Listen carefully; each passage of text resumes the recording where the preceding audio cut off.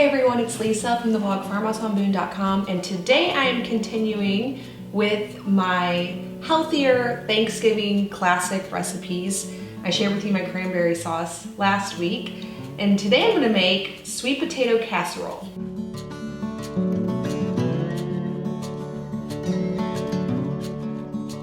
I have my little helper here, Daniel. You can kind of hear him breathing heavily. Hopefully that's not too distracting, but this is how videos are done for the first couple of months of me having a baby. So let's jump right into the recipe and then I'll share a little bit more about it. So I'm starting with 10 to 12 sweet potatoes. It's about 4 pounds-ish for reference.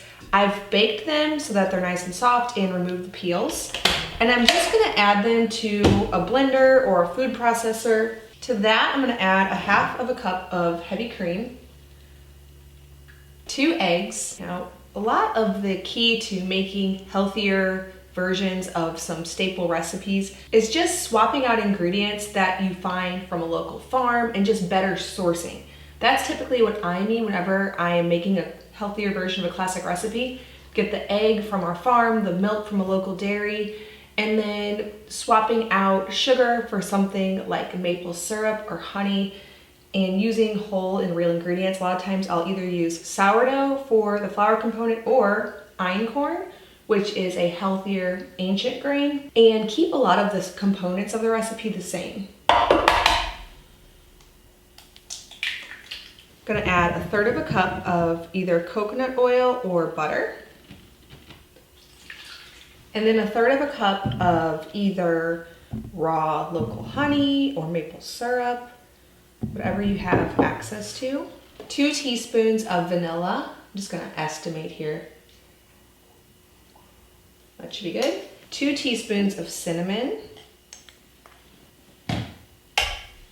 And 1 teaspoon of salt. I just like to use pink Himalayan sea salt for most of my recipes. All right, I'm gonna blend this up until it is smooth and creamy. Once that's all mixed up, I'm gonna get it into a 9x9 square dish. I am gonna add a little tiny bit of butter first to make it greased. The baby woke up, he's just looking at me. Are you just looking at mommy while I cook?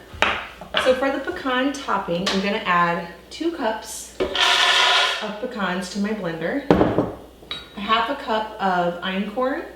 You can of course just use all-purpose flour or freshly ground whole wheat. I'll link below where I get einkorn. I keep it on hand for my non-sourdough recipes. And then I sometimes do feed my starter with it too.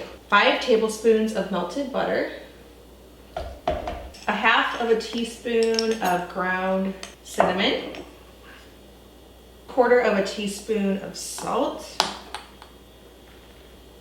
and 2 tablespoons of maple syrup or honey. I do prefer to use maple syrup in this recipe, but honey will work just fine too.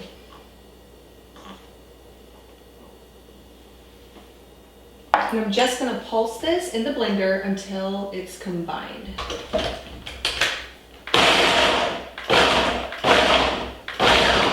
Okay, then I'm just gonna spread this out over the top of my sweet potatoes.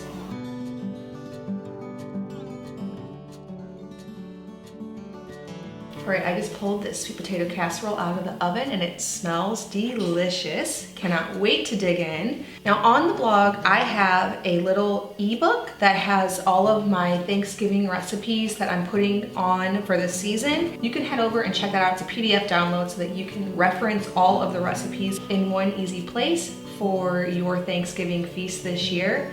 I always say every year, why don't we make this more often? It's a delicious combination of foods with the sweet potatoes and the cranberry sauce and turkey, but we only really seem to make it around Thanksgiving and the holidays. I want to make it all winter long. It's so delicious. All right, well, I hope that you enjoy this recipe. If you're brand new, be sure to subscribe to my channel. I make 2 new videos every week on food from scratch, natural living, and a handmade home.